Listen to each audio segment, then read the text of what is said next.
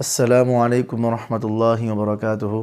عزیزان محترم، آپ کیسے ہیں؟ میں امید کرتا ہوں اب اللہ تعالیٰ کے فضل و کرم سے خیر و عافیت سے ہوں گے۔ عزیزان محترم، جیسا کہ آپ کو پتہ ہے کہ میں نے مخارج سیریز کو مکمل ان کے قواعد کے ساتھ، ان کی مثالوں کے ساتھ اور ان میں احتیاط کے ساتھ آپ کے سامنے مکمل پروگرام کو رکھا ہے۔ پھر اس کے بعد حروف تہجی کی آسان الفاظ میں ہم نے مشق بھی کی، ان میں ہم نے خلاصہ کلام میں ان کے قواعد رکھے، پھر ان کی ان میں احتیاط کو رکھا۔ عزیزان محترم، مخارج سیریز کو مکمل کرنے کے بعد ہم نے پچھلے 2 دنوں سے ہم نے الحمدللہ ثم الحمدللہ ہم نے صفات الحروف سیریز کو شروع کیا ہوا ہے، کیونکہ میں نے آپ کو بتایا تھا کہ قرآن کریم کو صرف تجوید کے ساتھ سیکھ لینا اور صفات کو چھوڑ دینا یہ بھی مناسب نہیں، اور صرف صفات کو فالو کر لیں اور مخارج کو چھوڑ دیں یہ بھی مناسب نہیں۔ قرآن کریم کو ان کی تلاوت کو سیکھنے کے لیے تجوید اور صفات دونوں کو ایک ساتھ سیکھنے کے بعد دونوں کو فالو کرتے ہوئے کتاب اللہ کو صحیح معنوں میں ہم پڑھ سکیں گے، اور اللہ تعالیٰ کے ہاں یہ ہمارے لیے باعث برکت بنے گا۔ عزیزان محترم، میں نے پچھلے 2 دنوں میں ہم نے صفات الحروف سیریز کو شروع کیا، جن میں سب سے پہلے آپ کو صفات اور صفات کی اقسام کو بتایا، پھر اس کے بعد ہم نے صفت لازمہ کی اقسام کو بتایا، پھر صفت لازمہ کے اندر ہم نے جو ان کی 2 اقسام تھی، صفت لازمہ متضادہ، اس کو آپ کے سامنے رکھا۔ کل میں نے آپ کے سامنے صفت لازمہ متضادہ کی جو ضدیں تھیں 10 ان کو آپ کے سامنے رکھا، کیونکہ ان میں سے جو پہلی 5 ہیں وہ دوسری 5 کے ساتھ ضد کرتی ہیں، ٹھیک ہے؟ تو عزیزان محترم، صفت لازمہ متضادہ کو ہم نے شروع کیا، جس میں سے کل آپ کے سامنے میں نے ہمس کی تعریف، ہمس کا لغوی معنی، ہمس کی ادائیگی، ہمس کے حروف، پھر ان کی مثالیں میں نے آپ کے سامنے رکھیں۔ اور جبکہ ہمس کی جو ضد ہے وہ جہر ہے، ہمس کی جو ضد ہے وہ جہر ہے۔ آج ہم جہر کو شروع کرنے جا رہے ہیں۔ اگر آپ نے میری پچھلی ویڈیو ہمس کو نہیں دیکھا، کیونکہ جہر کو سیکھنے کے لیے، جہر کو سمجھنے کے لیے ہمس کا سمجھنا اور سیکھنا بہت ضروری ہے۔ اگر آپ نے ویڈیو نہیں دیکھی تو خدا را اللہ تعالیٰ کی رضا کے لیے میری پچھلی ویڈیو کو دیکھ لیں، تاکہ آپ کو ہمس کی سمجھ آنے کے ساتھ ساتھ آج والی ویڈیو کی بھی سمجھ آ جائے۔ عزیزان محترم، صفت لازمہ متضادہ کے اندر جو ہم نے 10 ضدات کو رکھا تھا، ان 10 ضدات میں سے سب سے پہلے ہمس کو آپ کے سامنے رکھا۔ آج ہم جہر کو شروع کرنے جا رہے ہیں۔ جہر، اب جہر کا لغوی معنی کیا ہے؟ جہر کا لغوی معنی ہے بلندی۔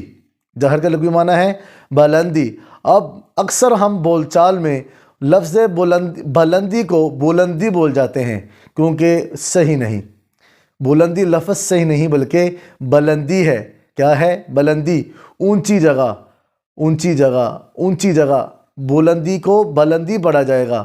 تو جہر کا جو لغوی معنی ہے وہ ہے بلندی۔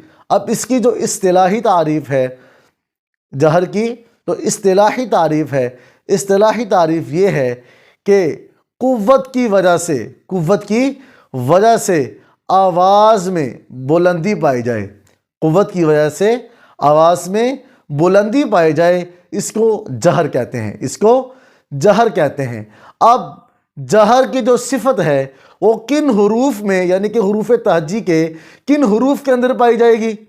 تو پہلے میں نے آپ کو بتایا کہ عزیزان محترم، کہ اگر آپ نے ہمس والی ویڈیو کو دیکھا ہے تو آپ کو جہر والی ویڈیو سمجھ آ جائے گی۔ اگر آپ نے ہمس والی ویڈیو کو نہیں دیکھا تو جہر کو سمجھنا آپ کے لیے بالکل بے فائدہ ہے، بیکار جائے گا۔ تو عزیزان محترم، میں نے ہمس کو سمجھانے کے بعد جہر کو آپ کے سامنے رکھا۔ اب جو جہر ہے، جو جہر کی صفت ہے کہ قوت کی وجہ سے آواز جو بلند ہوتی ہے، آواز جو بلند ہوتی ہے، یہ حروف تہجی کے کن حروف کے اندر پائی جائے گی؟ تو میں نے بتایا تھا کہ ہمس کے اندر 10 حروف ہیں، جن میں آواز کون سی پائی جاتی تھی؟ جن میں آواز، سانس تو ہمارا جاری رہتا تھا، لیکن پستی کی وجہ سے کمزوری آ جاتی تھی۔ اب جب کہ اس کا الٹ ہے، کیونکہ ہم ضدات کی بات کر رہے ہیں، جہر میں کیا ہو رہا ہے کہ سانس تو ٹوٹ جائے گا اور قوت کی وجہ سے آواز میں بلندی آ جائے گی۔ اب ہم نے ہمس کے اندر حروف محموسہ کو رکھا۔ اب حروف محموسہ کون کون سے تھے؟ فحثہ شخص سکت، فحثہ شخص سکت، فحثہ شخص سکت، یہ حروف محموسہ کے اندر ہے۔ حروف تہجی کل 29 ہیں، جن میں سے ہم حروف محموسہ والے 10 حروف کو نکال دیں تو 29 میں سے 19 بچے۔ اب جو 19 حروف ہیں وہ حروف مجہورہ ہوں گے، کیونکہ ہم نے جہر کی اصطلاحی تعریف کو رکھا، جہر کی لغوی معنی کو بیان کیا، پھر جہر کی جو صفت ہے ان حروف جن حروف میں پائی جانی ہیں ہم ان کو سامنے رکھ رہے ہیں۔ اب حروف تہجی کے جو 10 حروف جو حروف محموسہ ہیں ان کو نکال کے جو باقی 29 حروف بچیں گے ہم ان کو حروف مجہورہ کہیں گے، ان کو حروف مجہورہ کہیں گے۔ حروف مجہورہ اب کون کون سے ہیں وہ بتاتا چلوں۔ اب کھانسی لگی ہوئی ہے، بار بار کھانسی ہو رہی ہے، میں آپ سے معذرت چاہتا ہوں۔ تو عزیزان محترم، حروف مجہورہ الف، با، اس کے بعد جیم، اس کے بعد دال، ذال، را، زا، پھر اس کے بعد ضاد، اس کے بعد طا، اس کے بعد ظا، پھر اس کے بعد عین، پھر اس کے بعد غائن، پھر اس کے بعد قاف، پھر اس کے بعد لام، اس کے بعد میم، اس کے بعد نون، اس کے بعد واو، پھر اس کے بعد ہا، پھر اس کے بعد حمزہ یا۔ یہ 19 حروف ہیں جو حروف مجہورہ کہلاتے ہیں۔ اب حروف مجہورہ کی ادائیگی کیا ہے؟ جب ہم حروف مجہورہ کے حروف کو ان کے مخرج سے ادا کرنے لگیں تو مخرج سے جب آواز نکلے تو قوت کی وجہ سے آواز ٹھہر جائے، قوت کی وجہ سے آواز ٹھہر جائے، سانس ٹوٹ جائے، سانس ٹوٹ جائے اور قوت کی وجہ سے آواز میں بلندی رہے، قوت کی وجہ سے آواز میں بلندی رہے، یہ حروف مجہورہ کی ادائیگی ہے۔ جیسے آپ کسی کو دور بیٹھے آدمی کو آواز دیں تو آپ قوت کے ساتھ آواز دیں گے، کس کے ساتھ؟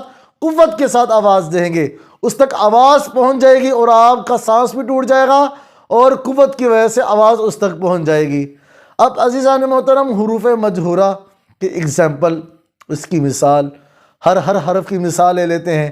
جیسا کہ حروف مجہورہ میں سب سے پہلے با کی اگزامپل لے لیتے ہیں، جیسے بالغیب، بالغیب، بالغیب، بالغیب، ٹھیک ہے۔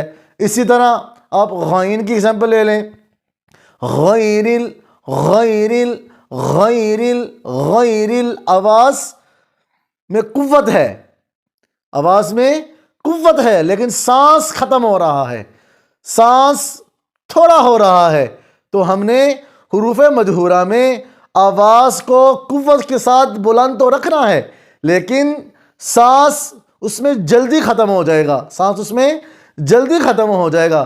یہ حروف مجہورہ کی ادائیگی ہے اور ان کی جو صفات جن حروف میں پائی جا رہی ہیں ان کی اگزامپل کو آپ کے سامنے رکھ رہا ہوں۔